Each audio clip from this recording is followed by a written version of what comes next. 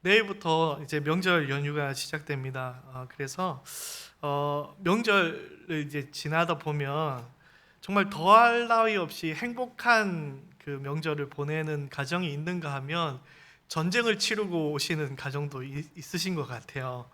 여러분이 어느 쪽인지 모르겠지만 정말로 우리가 행복한 명절을 보내기 위해서 진정한 행복이란 무엇인가, 진정한 행복한 삶이란 무엇인가에 대해서 오늘 같이 한번 고민해 보는 시간을 갖도록 하겠습니다. 그리고 이제 내일 명절이다 보니까 또 여러 가지 준비하실 것들이 많으실 텐데, 그래서 오늘은 좀 평소 때보다는 짧게 말씀을 전하도록 하겠습니다. 우리 잘 아는 말씀이죠. 1절 말씀에 이렇게 시작하고 있습니다. 복 있는 사람은 이라고 시작하고 있습니다. 1절의 시작의 말씀을 곰곰이 생각해 보면요, 복이 필요한 사람은, 복이 있으려면 이라고 시작하지 않고 복이 이미 있는 사람은 이라고 시작하고 있습니다. 그 이유는 무엇입니까? 그 이유는 무엇입니까? 바로 여러분이, 성도들이 이미 복을 소유한 사람이기 때문에 그렇습니다. 할렐루야. 네. 세상의 사람들은 건강한 것이 복이라고 얘기하기도 하고요, 물질을 많이 얻는 것을 복이라고 이야기하기도 하고, 또 자녀가 잘 되고 번성하는 것을 복이라고 말하기도 합니다. 그러나 성경은 무엇이라고 이야기하고 있습니까? 성경은 하나님이 함께 하시는 것이 복이라고 이야기하고 있습니다. 예수님이 나와 함께 하심이 복이라고 이야기하고 있습니다. 그렇기 때문에 예수님을 영접한 성도는 이미 복이 있는 사람인 줄 믿습니다. 네. 여러분, 좌우 옆 사람을 향하여서 한 번 더 인사하겠습니다. 당신은 복이 있는 사람입니다. 인사하겠습니다. 아멘. 네, 그래서 오늘 시편 1편은요, 이미 복을 소유한 성도의 삶이 어떠한 삶을 살아야 하는지에 대해서 우리 가운데 알려주고 있는 말씀이라고 할 수 있을 것입니다. 그렇다면 복을 이미 소유한 성도들은 어떠한 삶을 살아야 됩니까? 어떠한 삶을 살아야 되냐면, 결론부터 얘기하자면 열매 맺는 삶을 살아가야 되는 줄 믿습니다. 우리가 하나님이 기뻐하시는 열매를 맺을 때에 하나님이 주시는 그 복의 영광과 풍성함을 누리게 되기 때문입니다. 여러분의 삶에 기도의 열매, 때로는 복음의 열매, 말씀의 열매들이 풍성하게 열리시기를 축복합니다. 그래서 이 세상 속에서 하나님의 영광을 드러내는 우리 모든 성광의 성도들의 삶이 되기를 간절히 소원합니다. 그런데 우리 성도들에게도 열매 맺는 삶이 중요하지만 세상 사람들에게도 이 열매 맺는 삶은 중요하다고 할 수 있을 것입니다. 물론 세상의 사람들이 맺고자 하는 그 복의 열매는 우리가 생각하는 복의 열매와는 다르겠지만, 세상 사람들도 그들이 원하는 열매를 얻기 위해서 스스로 방법을 찾고 열심히 살아가게 됩니다. 1절 말씀에 보면 악인의 꾀를 이라고 이야기하고 있습니다. 세상 사람들도 그들 나름의 열매를 맺는 그런 성공과 영광의 삶을 위한 지혜가 있습니다. 오늘 본문에는 부정적으로 꾀라고 표현하고 있지만 세상 사람들이 바라봤을 때는 세상의 성공의 지혜가 있는 것입니다. 그리고 또 이어서 죄인의 길에라고 이야기하고 있습니다. 세상 사람들도 이미 여러 명이 걸어갔던 어떠한 성공의 길이 있는 것이죠. 그들이 걸어갔던 나름대로의 열매 맺는 성공의 길이 있습니다. 그리고 또 뭐라고 이야기하고 있습니까? 오만한 자의 자리라고 이야기하고 있습니다. 매우 부정적으로 기록하고 있지만 세상의 사람들도 그 지혜의 길을 따라서 걸음으로 말미암아서 세상 사람들 속에서 높은 지위에 앉게 된 그런 사람들이 이미 있다라는 것입니다. 이러한 세상의 사람들의 삶을 1절에 기록하고 있는데, 세상의 사람들의 삶이 어떠하든지 우리의 성도들의 삶과는 큰 관련이 없다고 할 수도 있을 것입니다. 그런데 문제는 무엇입니까? 이미 복을 소유한 성도의 삶이 이런 복을 소유하지 못한 세상 사람들과 같다면 그것은 문제가 되는 것이죠. 왜냐하면 그러한 삶은 5절의 말씀에 보니까 심판을 견디지 못한다라고 이야기하고 있고 6절에는 결국 망하는 길이다라고 이야기하고 있기 때문입니다. 그런데도 우리는 때때로 복이 없는 세상의 사람들처럼 살아갈 때가 많이 있습니다. 가끔 있는 것이 아니라 많이 있는 것 같아요.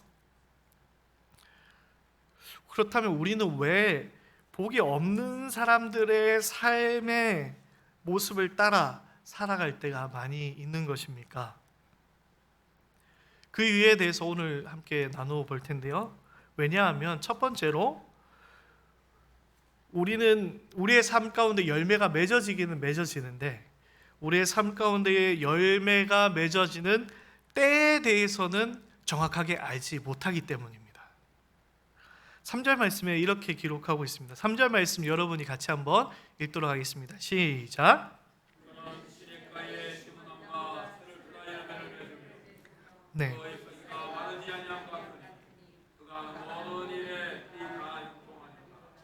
네, 3절 말씀 초반절에 뭐라고 얘기하고 있습니까? 시냇가에 심은 나무가 철을 따라 열매를 맺는다라고 이야기하고 있습니다. 우리는 언제 열매를 맺게 됩니까? 철을 따라서. 다르게 말하면 때가 되어서야 열매를 맺게 됩니다.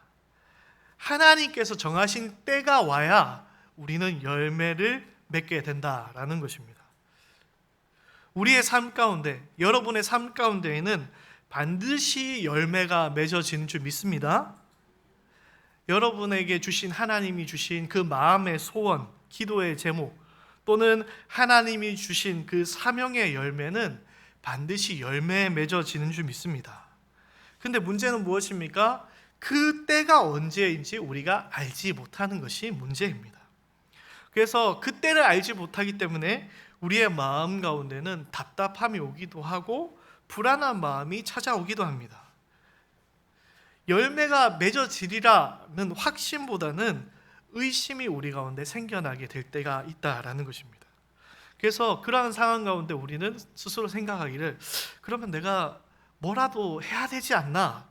라는 생각을 하게 됩니다. 하나님을 믿지만, 하나님을 의지하지만, 기도는 하지만 동시에 하나님 말고 내가 무언가 다른 것들을 의지해 봐야 되지 않을까라는 생각을 우리가 은연중에 하게 된다라는 것입니다. 우리가 때가 언제인지 알지 못하고 가만히 기다린다라는 것은 사실은 결코 쉬운 일이 아닙니다. 제가 다른 교회에 담임 목사님의 수행 비서로 있었던 적이 있었습니다. 그래서 그 담임 목사님이 상당히 바쁘신 일정 속에 계신 분이었는데 그 목사님의 운전을 제가 도맡아서 했던 때가 있었습니다. 성격도 되게 급하시고요, 일정도 되게 빡빡하시고 약속도 여러 가지 약속이 많이 잡혀 있으신 분이었기 때문에 이 시간을 지키는 것이 되게 중요한 사역이었거든요. 근데 어느 날 이제 목사님을 모시고 가고 있는데 목사님이 어떤 이제 은행에 들리셔야만 했습니다. 그래서 이제 은행에 이제 들리시게 되는데 워낙 시간이 없으신 분이다 보니까 그냥 이제 아주 좁은 길, 차 2대가 겨우 왔다 갔다 할 수 있는 길가에 차를 세우고 목사님께서 저한테 얘기하셨습니다.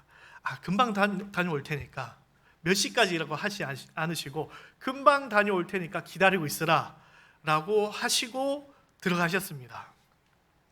근데 그 길이 너무 좁은 길이었던 거예요. 그래서 차를 그냥 대고 있기에는 너무 많은 피해를 준다라는 생각이 들었습니다. 그래서 어떻게 해야 될까라고 고민하다가 평소 같으면 그냥 이제 적당한 데 대고 목사님께 전화드리면 되는데 마침 그 전화의 배터리가 다 나가 있는 상태였던 겁니다.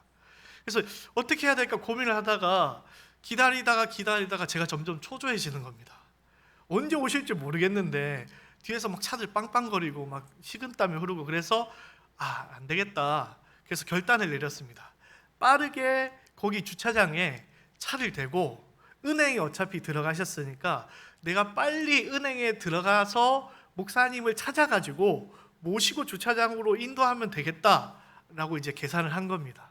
그리고 얼른 차를 이제 주차를 하고 이제 목사님을 찾아서 뛰어서 은행 안으로 들어갔습니다.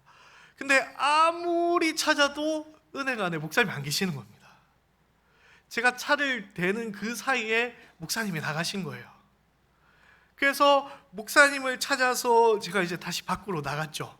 근데 밖에 나갔는데도 목사님이 안 계시는 거예요. 나중에 알게 됐는데 제가 없으니까 목사님은 또 저를 찾아서 다른 데로 가신 거예요. 그래서 서로 엇갈리게 돼서 수십 분을 서로 헤매게 된 겁니다. 연락도 안 되지. 목사님도 정말 답답하셨을 거예요. 왜냐면 그 뒤에 다른 분과 약속이 있었거든요. 그래가지고 목사님께 정말 혼났던 그런 기억이 있습니다. 차라리 그냥 그 목사님이 빨리 오신다라는 말을 믿고 아무것도 하지 말고 기다렸다면 좋았을 것을, 그때가 언제인지 알지 못하니까 저는 저 스스로의 행동을 함으로 말미암아서 오히려 더 일이 꼬이게 되는 그런 경험을 하게 되었습니다. 마찬가지로 우리는 하나님의 때를 알지 못하기 때문에 자꾸 저와 같이 엉뚱한 짓을 할 때가 많이 있는 것 같습니다. 마치 복이 없는 사람처럼 행동할 때가 그래서 많이 생기게 되는 것입니다. 그러나 우리는 이미 복을 소유한 사람이라는 사실을 결코 잊어서는 안 되겠습니다. 복이 있는 사람에게는 반드시 결실의 때가 있는 줄 믿습니다.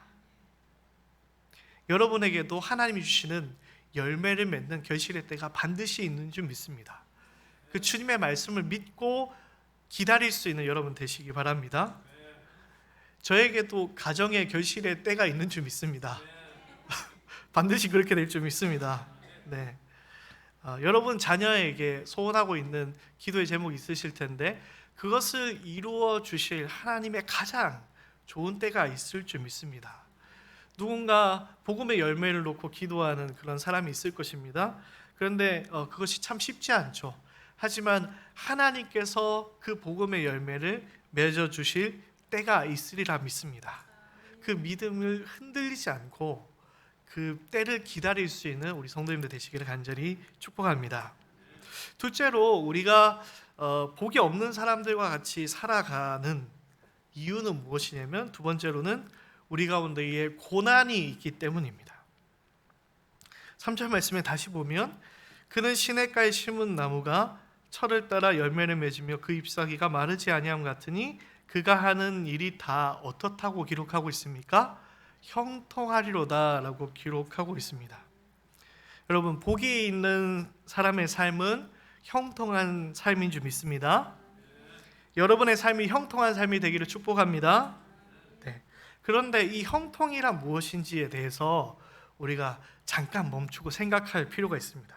형통은 뭔가 좋은 단어이라서 좋은 단어 같아서 아멘을 하실 수도 있지 않습니까? 이 형통의 의미에 대해서 한번 생각을 해봐야 되겠습니다.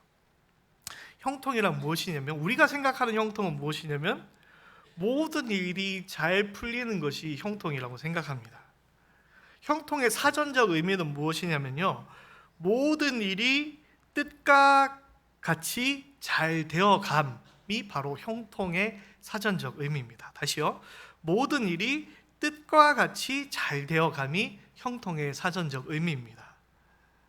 그래서 세상의 형통의 뜻은 무엇이냐면요, 모든 일이 내가 원했던 뜻과 같이 잘 되어가는 것이 형통입니다.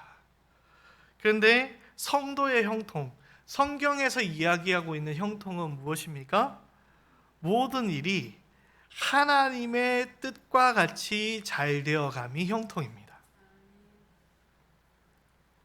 그래서 성도들의 형통은 때때로 내가 생각했던 형통의 삶과는 다른 하나님이 생각하시는 형통의 삶이 펼쳐질 때가 있습니다. 여러분, 형통하면 형통과 관련된 인물 하면 누가 떠오르십니까? 저는 형통하면 항상 요셉이 먼저 떠오르더라고요. 요셉은 하나님께서 형통케 하신 사람이었습니다. 그런데 이 형통과 관련된, 요셉과 관련된 형통의 말씀들의 구절을 살펴보면 이렇습니다. 먼저 창세기 39장 2절에 이렇게 기록하고 있습니다. 여호와께서 요셉과 함께 하심으로 그가 형통한 자가 되어 그의 주인 애굽 사람의 집에 있으니 라고 기록하고 있습니다. 그리고 같은 장 23절에 간수장은 그의 손에 맡긴 것을 무엇이든지 살펴보지 아니하였으니 이는 여호와께서 요셉과 함께 하심이라 여호와께서 그를 범사에 형통하게 하셨더라. 아멘. 네. 방금 읽었던 두 말씀에서 형통이라는 단어가 등장했는데 그때가 언제입니까? 첫 번째는 요셉이 종이 되었던 때이고 또 한 번은 요셉이 죄인이 되어서 감옥에 갇혔을 때입니다. 그때 형통했다라고 기록하고 있는 것입니다. 성경에서 말하고 있는 요셉의 형통의 장소는 어디였냐면 아버지의 사랑을 받던 삶에서 벗어나 형들로부터 중임을 당할 뻔하고 애굽의 노예로 팔려갔을 때, 그리고 거기서 더 나아가서 억울하게 성추행범으로 누명을 쓰고 감옥에 갇혀 있을 때가 요셉의 형통의 장소였다라는 것입니다. 요셉의 형통의 장소는 고난의 장소였습니다. 그 고난과 시련을 이기는 것이 형통이다라고 성경은 이야기하고 있는 것입니다. 오늘 시편에 복 있는 사람의 삶의 환경에 대해서 가장 잘 보여주는 문구가 있습니다. 그것은 바로 3절에 나온 시냇가에 심은 나무입니다. 여러분, 시냇가에 심은 나무를 한번 머릿속에 그려보시기 바랍니다. 지금 한번 머릿속에 시냇가에 심은 나무를 한번 그려보시기 바랍니다. 어떻습니까? 너무 평화롭고 아름답지 않습니까? 이것이 여러분의 삶의 모습이라고 성경은 기록하고 있습니다. 그런데 이 평화롭고 아름답고 행복해 보이는 이 표현에는 사실은 숨겨진 사실이 있습니다. 그것은 바로 고난입니다. 여러분, 우리 교회는요, 제가 생각할 때는 말 그대로 시냇가에 심겨진 교회입니다. 우리 교회를 나가면 시내가 흐르고 있지 않습니까? 얼마나 좋은지 모르겠습니다. 근데 여러분, 시냇가를 한번 잘 살펴보시기 바랍니다. 시냇가는 풀도 많고요, 나무들도 참 많이 있습니다. 네. 근데 저는 가끔 그런 시내를 바라보면서 그런 생각을 해볼 때가 있었습니다. 어차피 저기다가 시에서 나무를 심을 것 같으면 무언가 열매를 맺는 나무를 심으면 좋지 않을까라는 생각을 해볼 때가 있었습니다. 만약에 이제 이 시냇가에 사과나무를 심든지 배나무를 심든지 포도나무를 심든지 하면 이 가을 때쯤 되면 열매가 맺혀가지고 그죠? 산책하다가 조깅하다가 열매 하나씩 이렇게 먹어도 되고 얼마나 좋겠습니까, 그죠? 근데 아무리 눈을 씻고 찾아봐도 강변에 그런 열매를 맺는 나무들은 없더라고요. 혹시 그런 생각 해보신 적 있으십니까?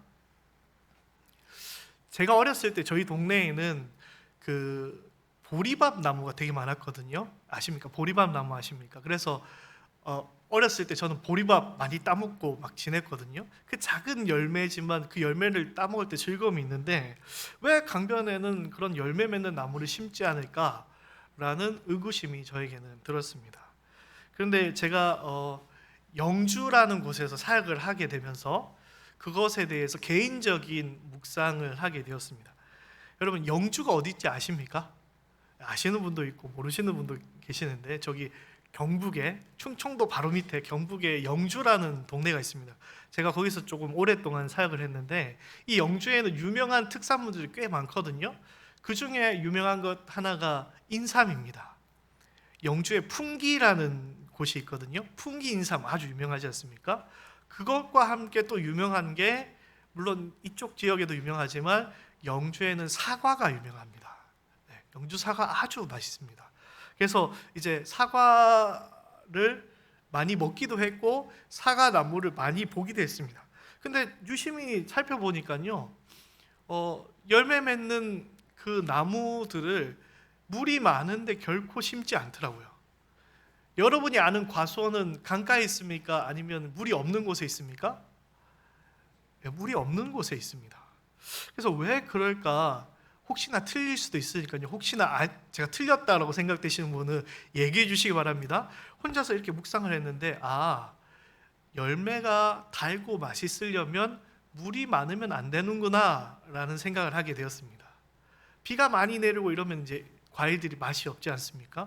그래서 물이 많은 곳이 아니라 물이 조금 적은 곳을 택해서 과수원을 만드는구나 라는 생각을 하게 되었습니다. 그래서인지 모르겠지만 사람들은 시냇가에 열매 맺는 나무는 심지 않더라고요. 강가에 열매 맺는 나무는 심지 않습니다. 그런데 오늘 시편에서는요, 어째서인지 이 시냇가에 열매 맺는 나무를 심었다라는 것입니다. 여기서 시냇가는 자연적으로 흐르는 시내가 아니라 인간이 인공적으로 만든 관계 수로를 얘기합니다. 인공적으로 만든 물을 얘기합니다. 왜 시냇가에 나무를 심었을까요? 왜냐하면 이곳은 너무나도 척박한 곳이었기 때문입니다. 비가 오지 않는, 태양이 너무 강렬하게 내려쬐는 곳이었기 때문입니다. 그래서 그 뿌리가 물에 닿지 않고는 도저히 살 수 없는 그런 환경에 있는 나무였기 때문입니다. 물론 그 주인이 그 나무를 더 나무가 자라기 좋은 환경으로 옮겨 심을 수도 있었습니다. 그런데 웬일인지 이 주인은 그 나무가 그 자리에 있기를 원했던 것 같습니다. 그래서 옮겨 심는 것이 아니라 그곳에 시내가 흐르도록 인공적인 시냇가를 만들어서 그 나무가 살 수 있도록 만들었습니다. 왜냐하면 이 나무는 이유를 알 수 없지만 이 주인이 생각하기에는 이 나무가 그곳에 있어야만 했기 때문입니다. 그 이유는 주인만이 알겠죠. 우리가 시냇가에 심겨진 나무다라는 것은 우리가 복이 있는 나무다라는 것을 나타내 주지만 동시에 무엇을 나타내 주냐면 이 나무는 고난의 환경을 이겨내야만 하는 나무다라는 것을 나타내 주는 단어입니다. 의인에게는 고난이 있습니다. 의인의 길은 어려운 길이고 좁은 길입니다. 악인의 길은 반대로 쉽고 넓고 편한 길입니다. 그러나 우리는 복을 소유한 의인이기 때문에, 복이 있는 사람이기 때문에 그 고난의 장소에 때로는 있어야 된다라는 것입니다. 우리는 복이 있는 사람입니다. 그렇기 때문에 반드시 앞에서 얘기했다시피 하나님의 때에 아름다운 열매가 맺어지는 줄 믿습니다. 그런데 그 결실의 때를 우리가 알 수 없기 때문에, 또 그 결실의 때까지 기다리는 우리의 시간이 고난의 시간이기 때문에 우리가 그 열매를 맺기까지는 참 쉽지 않은 인생을 살아갈 수밖에 없습니다. 세상 사람들은 얘기합니다. 우리 가운데 아직 열매가 맺어지지 않았기 때문에 네가 무슨 복이 있는 사람이냐라고 말할 수도 있습니다. 아니면 나 스스로 내 모습을 바라보면서 내가 과연 진짜 복이 있는 사람인가 스스로 자신감이 없어지기도 합니다. 그래서 세상의 지혜를 내가 한번 빌려볼까? 세상의 길을 내가 한번 걸어볼까? 내가 스스로 내 주인의 자리에 한번 앉아볼까? 라는 생각을 할 수도 있습니다. 그러나 그러한 때에 우리는 어떻게 해야 되겠습니까? 그 시련의 때를, 그 고난의 때를 이겨내야 되는데 어떻게 해야 되겠습니까? 시냇가에 심은 나무가 그 고난의 때, 가뭄의 때를 견딜 수 있는 유일한 방법은 무엇입니까? 바로 그 뿌리가 물에 항상 닿아 있는 것입니다. 2절 말씀에 그 뿌리가 물에 닿아 있는 상태를 이렇게 표현하고 있습니다. 오직 여호와의 율법을 즐거워하여 그의 율법을 주야로 묵상하는 자로다. 아멘. 우리는 어떻게 그 고난의 때를 이겨나갈 수 있습니까? 우리는 말씀을 주야로 묵상함으로 말미암아서 그 때를 이겨나갈 수 있음을 기억해야 되겠습니다. 그런데 그 말씀을 묵상하는 것은 단순히 고난을 이기기 위해서 우리가 힘들게 억지로 말씀을 묵상하는 것뿐만은 아니라고 이야기하고 있습니다. 그 율법을 주야로, 그 율법을 즐거워하며라고 기록하고 있습니다. 그냥 의무감의 말씀을 읽는 것이 아니라 그 율법을 즐거워한다라고 기록하고 있습니다. 이것은 무슨 의미일까요? 저는 어릴 때, 초등학교 때, 국민학교 때 학교에서 놀림을 좀 많이 받는 그런 학생이었습니다. 제가 좀 되게 이렇게 순둥순둥하게 그렇게 보냈거든요. 그래서 괴롭혀도 그냥 웃고 넘어가니까 친구들이 많이 저를 이제 장난치고 괴롭혔습니다.